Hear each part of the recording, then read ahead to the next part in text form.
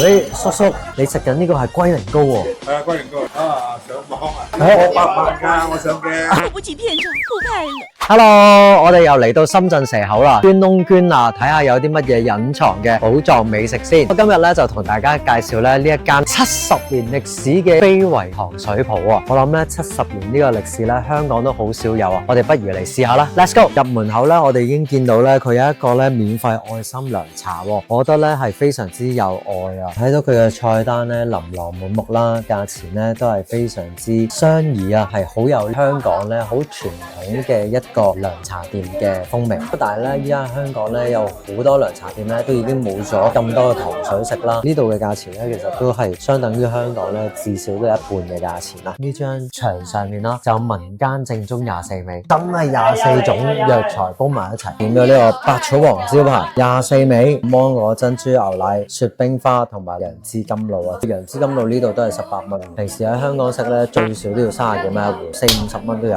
哇，咁大碗牛奶棉花冰啊！小哥，我想問一下，這裡的芒果是什麼芒果？結果就直接拿給我看了。等我哋先苦後甜，飲咗個涼茶試下味先。佢個涼茶咧睇下超濃啊，好似咧啲咖喱汁咁啊。我先乾啦。等我冷靜一下。又唔算太苦，好多香草嘅甘味喺裏面，真係苦口良藥。飲完之後咧，個喉嚨好似好舒服。我未見過咁大碗，同埋會漏晒出嚟嘅楊枝甘露喎。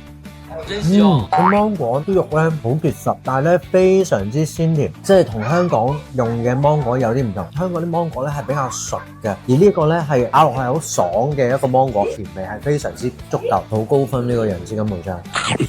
又試下我哋個綿綿冰先。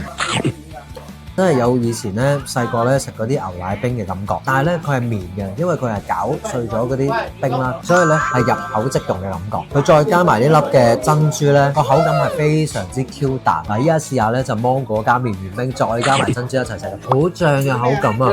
未試過呢個感覺。一杯咧就係牆上面嘅24味啊，試下先。